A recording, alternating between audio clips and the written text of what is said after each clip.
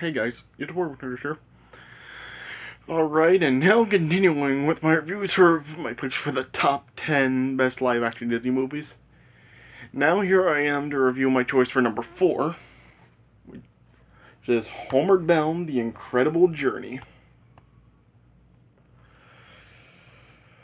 So, yeah, I have really always loved this movie. I mean, yeah, this is just a really great movie.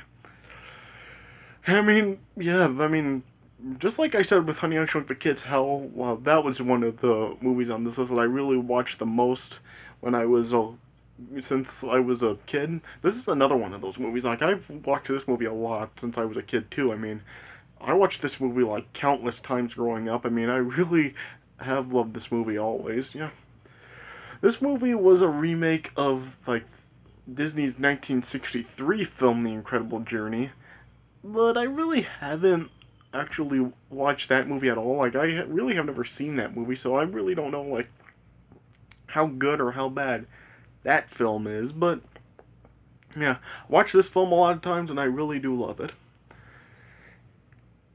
Yeah, it's just like a really great movie. I mean, yeah, the movie of course is about like two dogs and a cat like on a journey home through the mountains, and yeah, it's like done really well. I mean, I was like really impressed how well they trained like the animals in this film because yeah, I mean, the movie is really mostly just them journeying through the forest, and yeah, I'm just like really impressed with how well the animals are trained here. I mean, dogs are used pretty common in film, so yeah, they're like pretty easy to train, but cats are really not really as easy at all.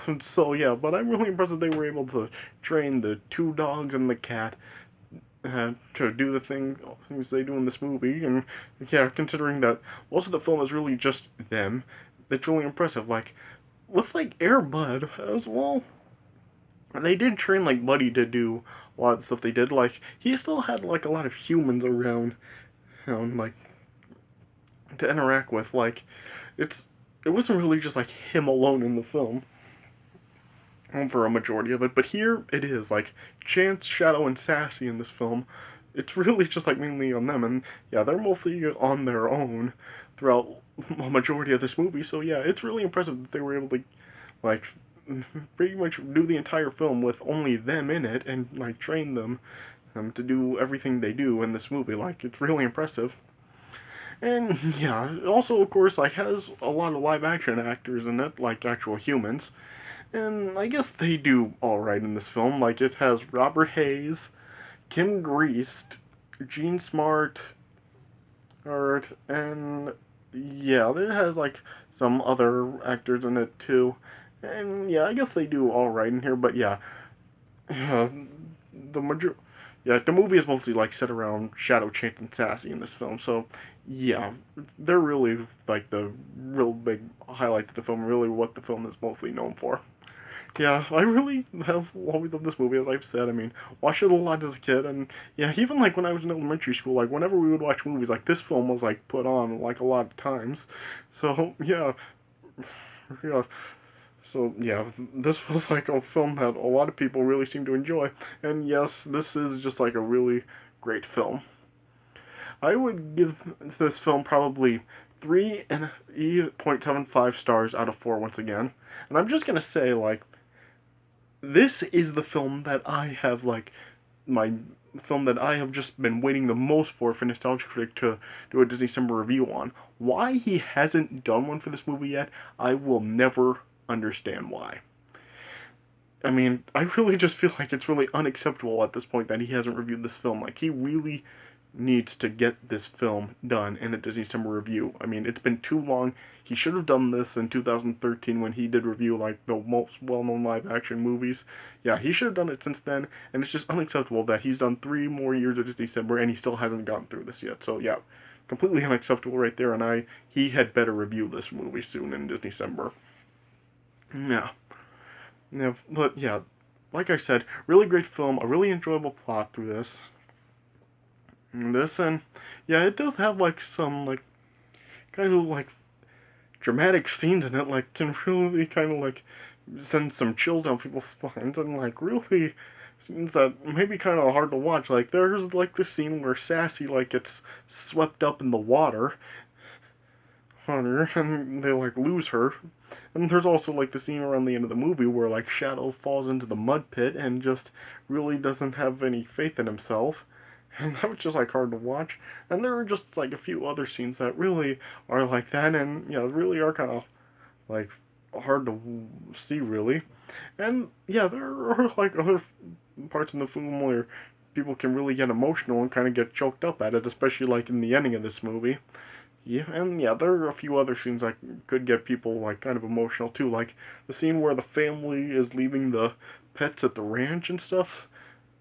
And yeah, it's just like scenes like that. Like there are like some real heartfelt scenes in this movie too. So yeah, this movie really does have a good balance of like entertainment and drama to it.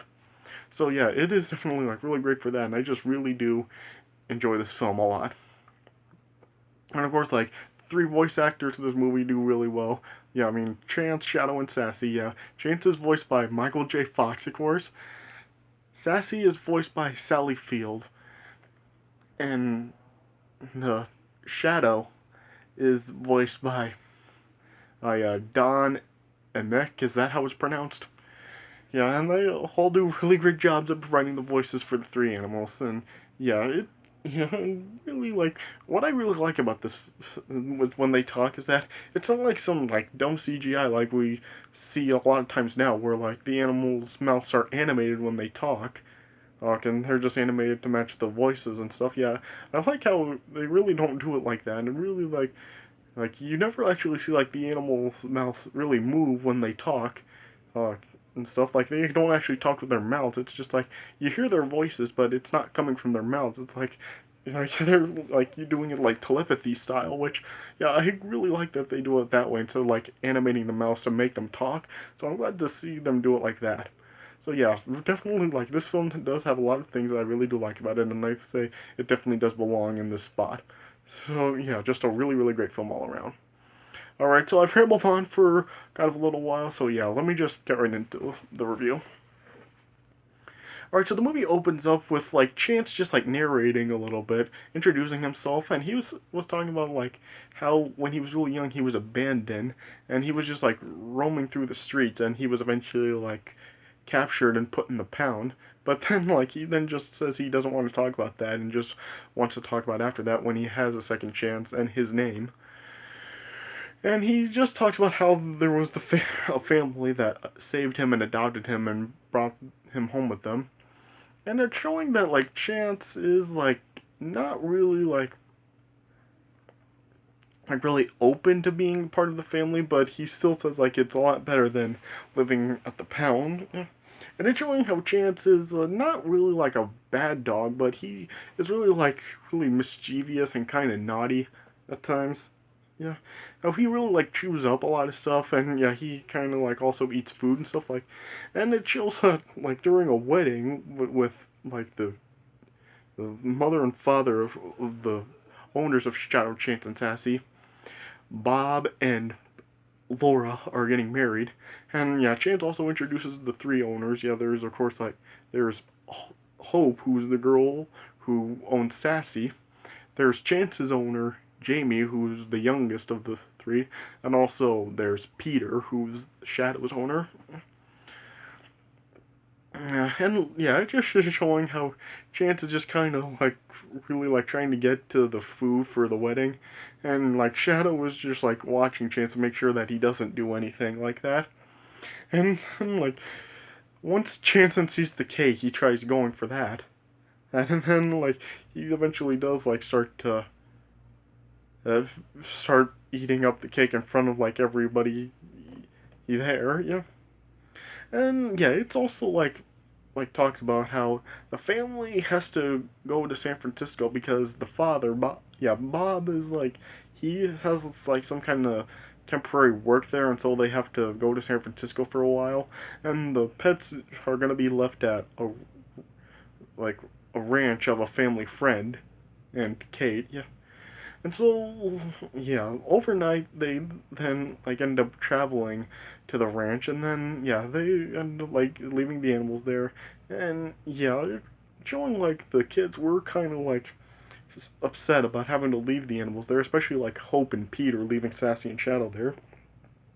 Yeah, and as Peter was saying goodbye to Shadow, he was just like telling Shadow that they'd come back to see them next week, the following week. Yeah, and as they were leaving, like, like yeah, Shadow and Sassy were kind of like upset that they were leaving, and yeah, they didn't want them to leave.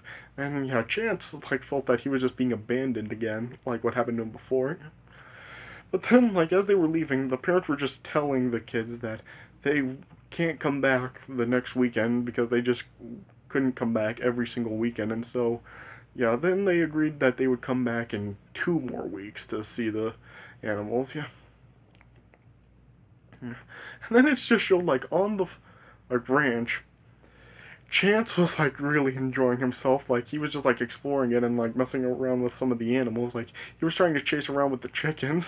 It was funny. Like as Chance like was running like inside the chicken house, he then like saw there was a turkey in there also, and Chance just got freaked out because of how big the turkey was. He just called the turkey Birdzilla. And yeah, Chance just saw like Shadow was like really down, like he was just being really mopey, and Chance was just telling Shadow that the family had dumped on them and abandoned them and stuff, because of course like that was the life Chance was really used to. Yeah. Then one morning it was like the family made a call over to Kate's ranch, and then like Peter wanted to talk to Shadow over the phone, and he was just telling Shadow that they wouldn't be able to come back to see them until like the following week. Yeah, but yeah, Shadow still like really didn't understand. And then like as Kate was then like starting to leave for a like a cattle drive that she goes to every year, you're like they've like Shadow, Chance, and Sassy like saw Kate was leaving, and Chance still like felt that she was abandoning them too.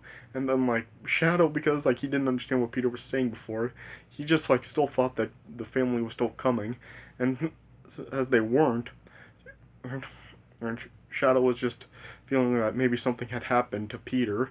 And yeah, Chance was like just like talking to Shadow and Sassy about the pound and how it's like what they were in right now is like what he went through before.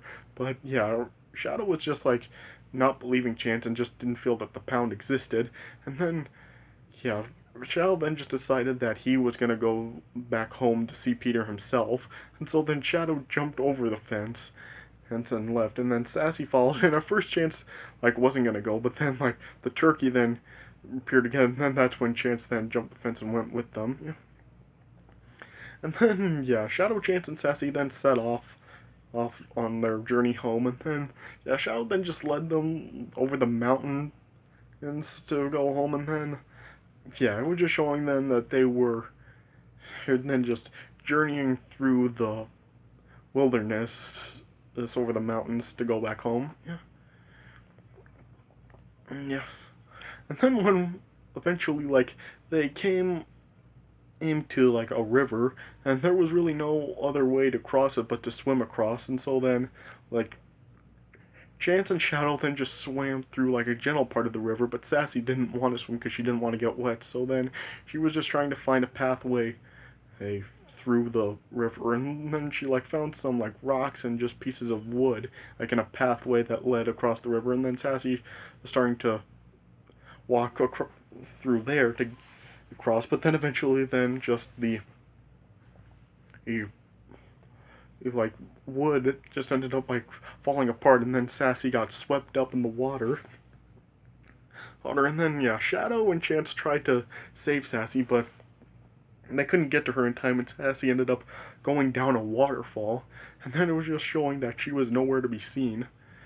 Yeah, and then like Shadow was just feeling bad about it because he felt it was his fault, since he felt it was his responsibility to protect to protect Chance and Sassy. Sassy, yeah, just as like it is for Shadow to protect Peter and Chance to protect Jamie. Yeah. And yeah, just showing that they were upset, but they Shadow and Chance still continued on their journey without Sassy. And then, like, somewhere else in the forest, it was then showing that there was, like, another guy that was, like, observing a bald eagle that he found. And then he saw, like, Sassy, like, unconscious in the river. And then he recovered her and then just brought her back to his place to revive her and stuff, yeah. Yeah. And then eventually, like, Kate came back home, and yeah, her neighbor Frank came to watch over the animals as she was gone, and like there was a note that Kate left for him, and like there was a page that like ended up like falling out of place and stuff, and just ended up like Frank only saw one page, and he thought that when he came to take care of the animals that Kate had taken Shadow Change and Sassy with her, but then when she came back, yeah, he found out that she didn't, and that's when Kate discovered that the animals were missing. And then, yeah, once word got to the family, like they were upset about it, but then Bob then made some lost pets flyers to put out to find them. Yeah. And then eventually, like, there was a mountain lion that then found Shadow and Chance, and then started to like chase them. But then, like, after Shadow and Chance were like cornered on a cliff, like Chance was starting to like blurt out some of his secrets, and at one point he mentioned a seesaw, and then Shadow knows that there was a rock that was kind of like positioned like a seesaw, and so then they came up with a plan and to get rid of the mountain lion. So then Shadow lured the mountain lion over to the seesaw rock, and then once the mountain lion then stepped onto one end, Chance then just pounced on the other end and sent the mountain lion flying off the cliff into the water.